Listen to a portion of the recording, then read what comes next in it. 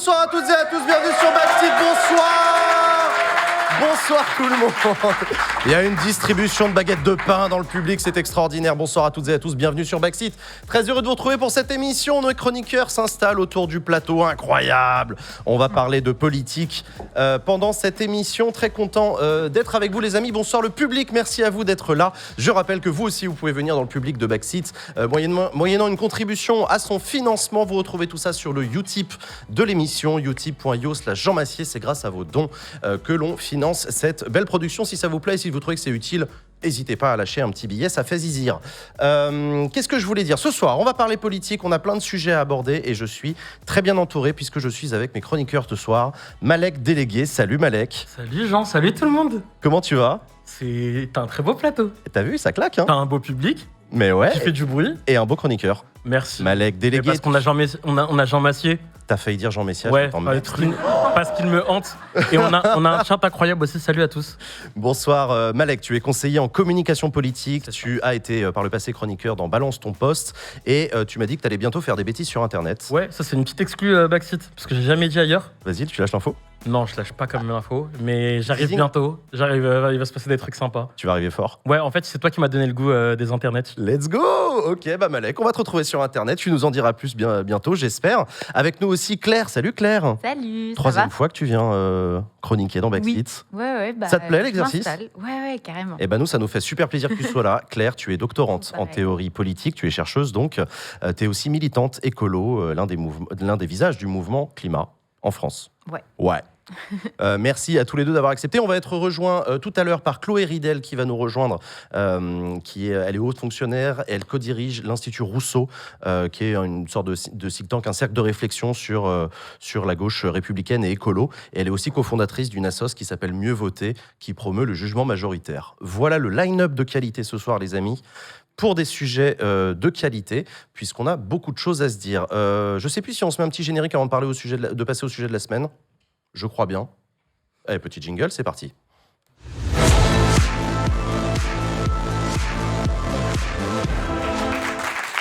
Merci beaucoup.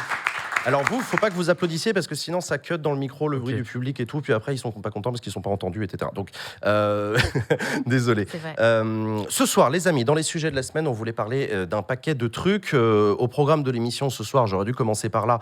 On va recevoir tout à l'heure plusieurs invités de qualité. On va recevoir Manès Nadel, qui est un syndicaliste lycéen qu'on a vu cette semaine à la télévision et qui va venir discuter avec nous et échanger sur le sujet de la mobilisation contre la réforme des retraites et notamment de la mobilisation des jeunes.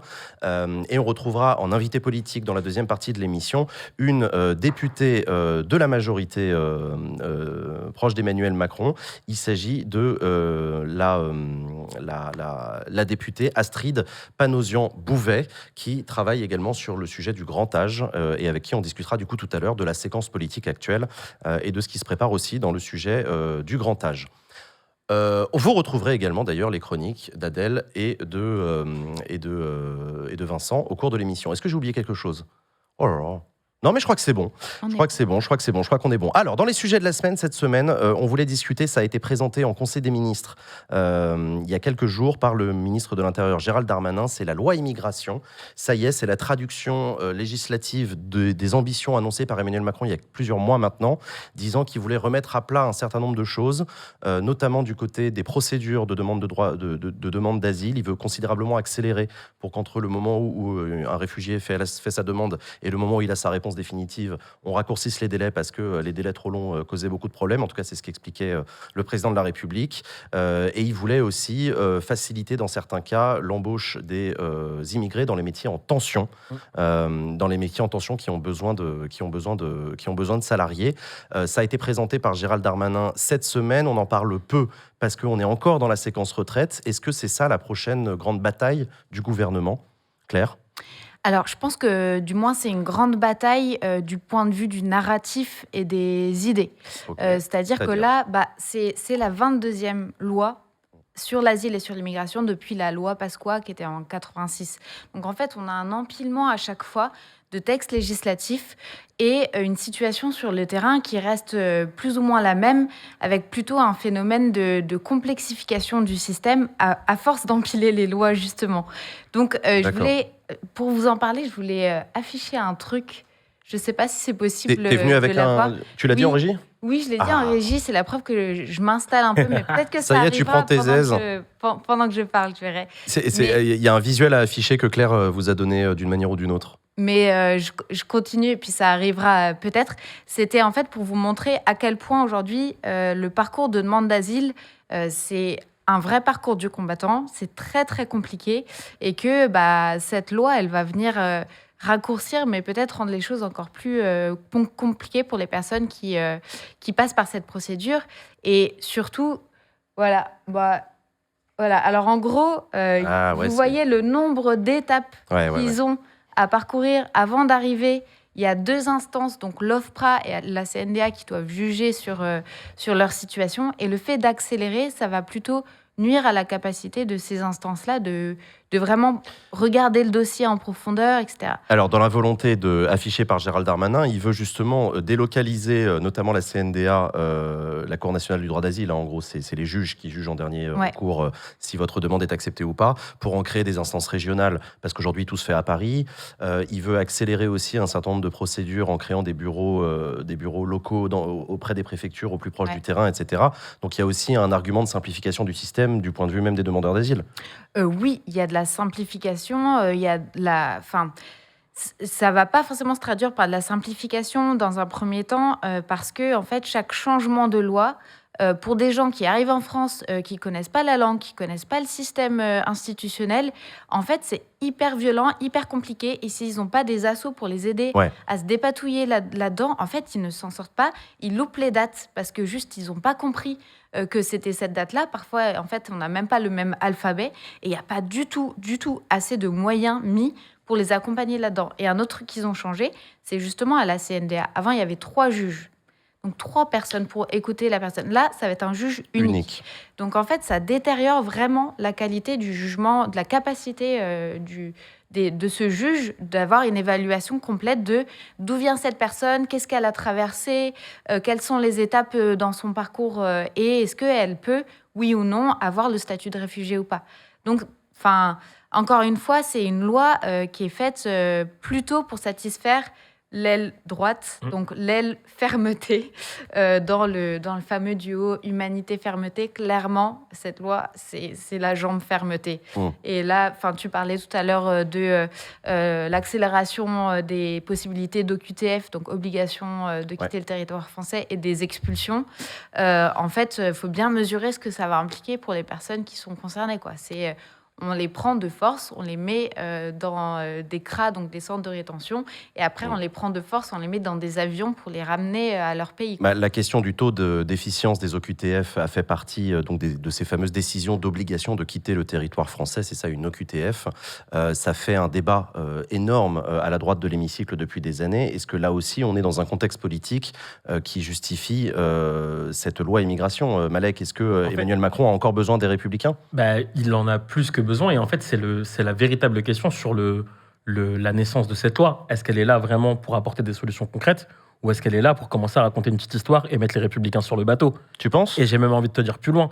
Est-ce que c'est pas une petite occasion de commencer à faire passer des lois aisément avec des voix de Rassemblement national, et que ça commence à devenir banal? Alors le RN, il y a quand même très peu de chances qu'il vote cette loi, puisque dans cette loi, il y a aussi la facilitation pour les immigrés qui travaillent déjà de renouveler leur titre de séjour. On va créer des titres de travail qui n'existent pas encore, en tout cas c'est compliqué. Et on va aussi permettre aux immigrés qui travaillent de ne plus avoir besoin du tampon du patron pour faire ça. Ce qui va être intéressant, c'est la discussion, et voir si des amendements du Rassemblement national vont finir par être votés ou pas. Ça, je suis d'accord avec toi. Et ça va être super intéressant. Et est-ce que ça va pas être le début de la banalisation dans l'hémicycle au sein de la Macronie de petits amendements du Rassemblement national? Moi, c'est une vraie question que je me pose, et je rejoins Claire sur le truc de l'équilibre. Il n'y a plus aucun équilibre, tu vois. On est sur fermeté, et surtout, on met tout le monde dans le même bateau. C'est-à-dire qu'on parle des OQTF, on parle des délinquants aussi à expulser, et puis dans le même lot, on met des travailleurs précaires, d'ailleurs qu'on va laisser dans la précarité. On va leur donner un titre de séjour, mais il n'y a rien de concret. Donc voilà, Darmanin nous pond sa petite loi. C'est Deuxième loi, immigration sous Emmanuel Macron. Ouais, loi Collomb. Ok. Du coup, il y aura peut-être la troisième d'ici 2027, quoi. Il faut quand même rappeler, parce que c'est important, que Gérald Darmanin est le ministre de l'Intérieur, issu des Républicains, et il fait partie de ces prises de guerre aux Républicains de 2017, qui est aussi un peu une forme de bête noire des Républicains, et ça va être... Enfin, c'est peut-être la mort dans l'âme que les Républicains soutiendront cette réforme qui vient d'un des leurs. À la différence d'Elisabeth Borne et d'Olivier Dussopt, qui sont issus de la gauche. Donc pour les Républicains, il n'y a pas d'inimitié spécifique ou particulière. Mais Gérald Darmanin, il a maille à partir depuis longtemps sur les questions d'insécurité avec ses anciens collègues des Républicains. Et donc, c'est peut-être aussi un jeu important pour sa crédibilisation à lui, lorsque l'on sait que Gérald Darmanin fait partie de ceux qui caressent le doux espoir d'éventuellement, peut-être, on ne sait pas, devenir le successeur d'Emmanuel Macron à la présidentielle 2027. Donc il y a aussi un enjeu personnel derrière cette loi pour Gérald Darmanin de créer la grande union des droites. Il est la bête noire par une partie des Républicains, mais il est aussi peut-être la perche pour s'exfiltrer des Républicains et commencer à envisager un avenir pour d'autres députés des Républicains. Et ça, il ne faut pas l'oublier. Ça, il ne faut pas l'oublier. Donc, ce qui permettrait de grossir les rangs de la Macronie, et ce n'est pas un luxe aujourd'hui. Vraiment, donc tout ça est observé. La loi immigration, là pour l'instant on n'en parle pas puisqu'il y a le débat sur la réforme des retraites et un débat légitime évidemment, mais il faut pas non plus passer à côté parce que ça va être hyper important à tout point de vue. Ouais. C'est un sujet éminemment européen, Claire. Ouais, tout à fait. En fait, c'est la manière dont c'est traité en France, c'est aussi beaucoup lié à la montée globale des idées d'extrême droite en Europe. Et en fait, au niveau européen, toutes ces tensions-là rejouent parce qu'il y a ce qu'on appelle le règlement Dublin qui dit que... Ouais, voilà. En fait, donc, les migrants arrivent, et généralement, ils arrivent forcément, quand ils arrivent en Europe, ils arrivent par des pays... de la frontière extérieure, donc Italie, Grèce, etc. Et en fait, pour que ces pays-là jouent un rôle finalement de sas d'accueil et que les flux de réfugiés s'arrêtent là, ce règlement dit que c'est le pays de première arrivée qui doit être le pays où la personne enregistre sa demande d'asile. Ce qui est complètement irrationnel, parce qu'une personne qui a de la famille en France, par exemple, qui parle français, qui a tous les réseaux pour pouvoir s'intégrer bien en France, s'il arrive par l'Italie, il est obligé, il est bloqué en Italie. Sauf que eux, en fait, s'ils ont leur famille en France, ils vont pas pouvoir rester en Italie et essayer et apprendre l'italien, quoi. Enfin, voilà. Donc c'est une loi c'est un règlement qui a aucun sens d'un point de vue rationnel, qui est très très brutale, très très inhumaine. Et aujourd'hui, ça a aussi favorisé la montée de l'extrême droite et la venue au pouvoir de l'extrême droite, notamment en Italie, quoi. Voilà. Exactement. Il y a un sujet en plus intéressant, c'est Libé qui a sorti un article aujourd'hui sur la réforme de l'immigration du côté de nos amis allemands. Parce que figurez-vous qu'outre-Rhin, ils sont aussi en train de proposer une loi immigration, mais qui est diamétralement l'inverse de celle de Darmanin. C'est une loi libérale, au sens de liberté, proposée par la coalition de gauche et du centre allemande, qui veut faciliter au maximum l'arrivée des immigrés, leur installation. Il n'y aura même plus besoin de parler allemand pour avoir des titres de séjour. Ils vont raccourcir les délais, ils vont faciliter, etc. Parce que les Allemands, ils ont des enjeux économiques très forts, notamment de renouvellement de force de travail. Je crois qu'il leur manque 2 millions de travailleurs dans les petites et moyennes entreprises et les boîtes familiales allemande, et ils anticipent dans les 10 ans qui viennent, eux aussi leur papy-boom, tous les vieux qui vont partir à la retraite. Je crois qu'on parle de 7 millions de travailleurs dont l'Allemagne va avoir besoin dans les prochaines années. Et ce qu'expliquait l'article de Libération que je trouvais intéressant, c'est que outre-Rhin, le débat est beaucoup moins émotionnel et passionnel qu'en France. Ça marche pas de la même manière. C'est qu'en fait, à peu près tout le spectre politique, à l'exception de l'AfD et de l'extrême droite, qui fait des bons scores dans une partie de l'Allemagne de l'Est, mais bon, en vrai, tout le monde est assez d'accord pour être assez pragmatique vis-à-vis de l'immigration et pour les accueillir et tout. Alors après, ils font pas ça de gaieté de cœur. Ils le font pour des raisons économiques. C'est pas non plus terre d'accueil. Je dis ça, c'est quand même les Allemands qui ont accueilli le plus de réfugiés au moment de la crise syrienne. C'est vrai, faut le rappeler. Voilà, pendant que nous, on s'engueulait sur quelques dizaines de milliers, eux, c'était à coups de millions qui les accueillaient. Donc, faut aussi faire gaffe à ça. Donc c'est intéressant de prendre la distance critique vis-à-vis du débat qu'on a en France, en voyant que dans d'autres pays, ils posent pas du tout les questions de la même manière. Ils veulent faciliter au maximum. On a des boulangers qui sont venus tout à l'heure pendant le before de Backseat. C'est pour ça qu'il y a une baguette devant vous. On se souvient de ces boulangers médiatiques qui se battaient pour garder leurs apprentis immigrés qui étaient sous OQTF en disant mais c'est une connerie, ça va pas du tout. Donc c'est assez intéressant de voir les chefs d'entreprise, les artisans, eux aussi dire mais arrêtez avec cette politique migratoire qui n'a ni queue ni tête. Donc on verra. Prochaine grande bataille du quinquennat, je sais pas. Prochaine bisbille avec une partie de la droite et de l'extrême droite, avec la gauche, je ne sais pas. Je pense que oui, là, la question, c'est à quel point, en fait, ils vont donner des billes pour que les républicains puissent voter. Et si on regarde vraiment la substance du texte, même sur ce que tu évoquais sur l'ouverture d'un titre de séjour sur les métiers en tension, aujourd'hui, en l'état, ça concerne que ceux qui sont déjà en CDI, en fait. Ouais. Donc, c'est même pas une mesure de régularisation, en fait. Oui, c'est vrai. Donc, c'est même pas comparable aux grandes phases de régularisation qu'on a pu connaître par le passé. Donc, on est vraiment sur une loi qui est purement...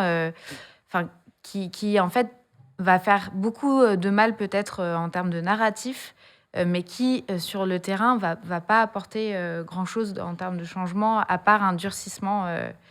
Ça va plutôt aller du côté du durcissement, quoi. On parle de narratif, mais il ne faut pas oublier aussi qu'il y a des mutations du côté de l'électorat même de l'extrême droite. On l'avait vu, on l'avait analysé sur le plateau de Backseat pendant la présidentielle. Les électeurs de Marine Le Pen ne font plus de la question migratoire la question centrale de leur engagement et de leur vote. C'est d'abord le pouvoir d'achat. Est-ce qu'on se dirige aussi vers une stratégie populiste d'extrême droite qui se mettrait uniquement sur la question pouvoir d'achat et qui irait mollo sur la question migratoire? C'est pas ce dont j'ai l'impression quand j'entends les députés Rassemblement National qui continuent à être dans le discours de Jean-Marie Le Pen. Ça n'a pas vraiment changé dans le fond.